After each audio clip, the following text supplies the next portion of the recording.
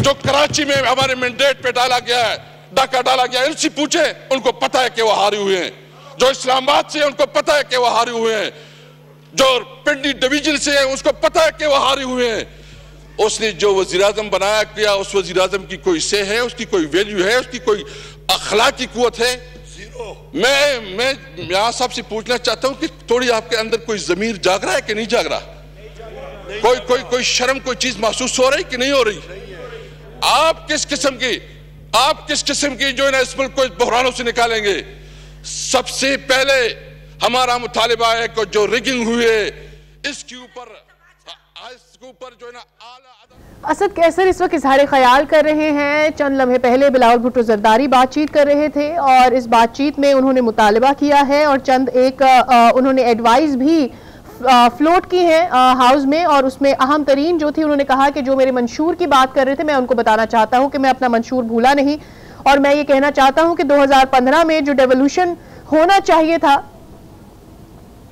मैं आपसे पूछना चाहता हूं कि क्या आपको पता नहीं है कि जो कुछ हुआ पाकिस्तान की तारीख में इतनी बड़ी रिगिंग कभी हुई है? इस तरह के जो धांधली हुए कभी इसका तस्वर मिलता है? इस तरह जो सिचुएशन, यानी आप बताएं कि इस तरह कभी हमारे वोटरों को उठाया जाता है, किस सपोर्टर को उठाया जाता है? हमारे ये जो दबात चौड़े, यानी उन्होंने इतनी मेहरबानी की कि मेरे अपने हल्के में पोस्टर छापे गए, मेरे फोटो छापा गया और उसके साथ दूसरे निशान लगाए गए।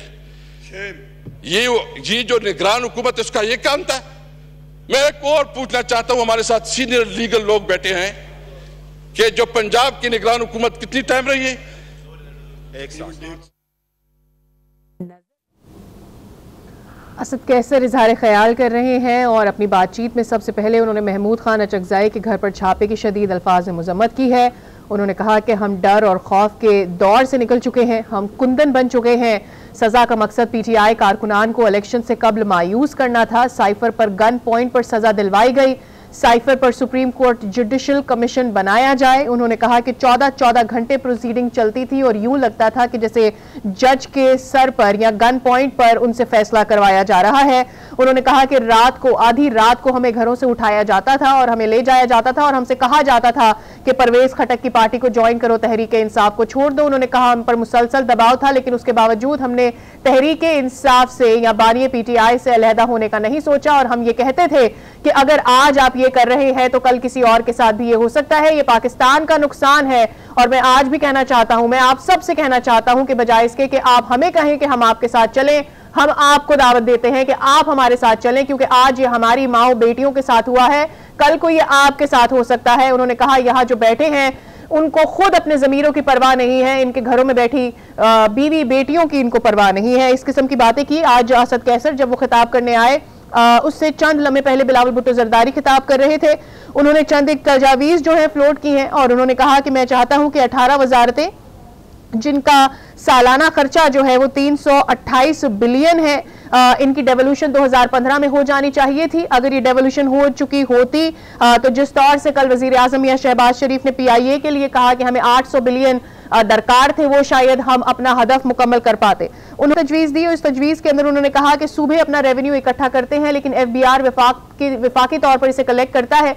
अगर ये टारगेट सूबों को दे दिया जाए तो जो भी रेवेन्यू वो कलेक्ट करेंगे, अगर वो टारगेट मीट करते हैं तो अच्छी बात है, अगर वो टारगेट से ज्यादा अचीव करते हैं तो जो अचीवेबल अबव प्रॉफिट है उसको सूबों को अपने ऊपर खर्च करने का मौका दिया जाए।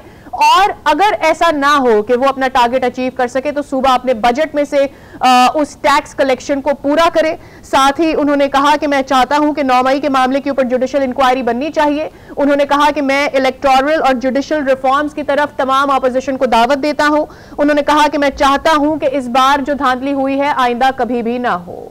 असद कैसर जो कि चंद लम्हे पहले इजहार ख्याल कर रहे थे, उन्होंने कौमी असम्बली के अपने इजहार ख्याल में सबसे पहले मजम्मत की है। आज बताया ये जा रहा है कौमी असम्बली का जो इजलास है उसमें कि महमूद खान अचकज़ाई के घर पर छापा मारा गया है और इस रेड में जो कि उनके घर की तलाशी ली गई है, इस पर खुद महमूद खान अचकज़ाई ने भी मजम्मत की। और आज असद कैसर ने जब आगाज किया तो उन्होंने कहा कि हम डर और खौफ के दौर से निकल चुके हैं, हम कुंदन बन चुके हैं, हम पर मुसलसल दबाव डाला गया, हमें कहा गया कि तहरीक इंसाफ छोड़ दो। हमें कहा गया कि बानिए पीटीआई से अलग हो जाओ, हमें कहा गया कि परवेज खटक को ज्वाइन कर लो, उनकी पार्टी को ज्वाइन कर लो, लेकिन मैंने ये कहा कि मैं मरते दम तक बानिए पीटीआई का पीछा नहीं छोड़ूंगा, मैं उनके साथ ही रहूंगा।